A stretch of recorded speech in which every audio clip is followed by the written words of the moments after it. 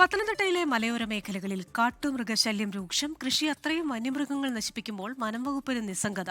കോന്നി കല്ലേലി കൊച്ചുവയക്കരയിലെ ജനവാസ മേഖലയിൽ കാട്ടാന കഴിഞ്ഞ ദിവസവും വ്യാപകമായി കൃഷി നശിപ്പിച്ചു. സുനിൽ ഭവനിൽ സുധാഭായിയുടെ റബ്ബർ തൈകൾ, ഫാത്തിമ നൂറുദ്ദീന്റെ കൃഷിയിടത്തിലെ കുലച്ച 200 മൂട് വാഴകൾ, ഇങ്ങനെ നിരവധി പേരുടെ കൃഷിയിടങ്ങളിൽ വ്യാപക നാശനഷ്ടമാണ് ആനക്കൂട്ടം വരുത്തിവെച്ചത്. വാഴ ശരിക്കും പോയിട്ടുണ്ട്. പിന്നെ റബ്ബറും തൈയും നല്ല കണക്ക് നശിപ്പിച്ചു. ആനശല്യം കൂടിയതുകൊണ്ട് ഭയങ്കര ബുദ്ധിമുട്ടാണ്.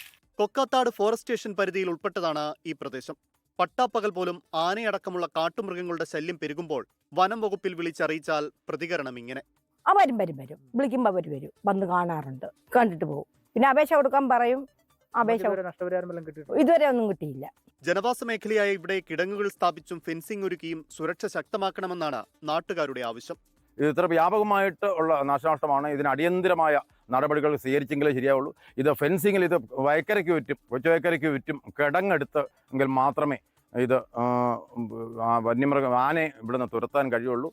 അടിയന്തരമായി പ്രശ്നത്തിന് പരിഹാരം ഒരുക്കിയില്ലെങ്കിൽ വനം വകുപ്പ് ഓഫീസിന് മുന്നിൽ ശക്തമായ പ്രതിഷേധം സംഘടിപ്പിക്കാനാണ് നാട്ടുകാരുടെ തീരുമാനം. 24 പത്തനംതിട്ട.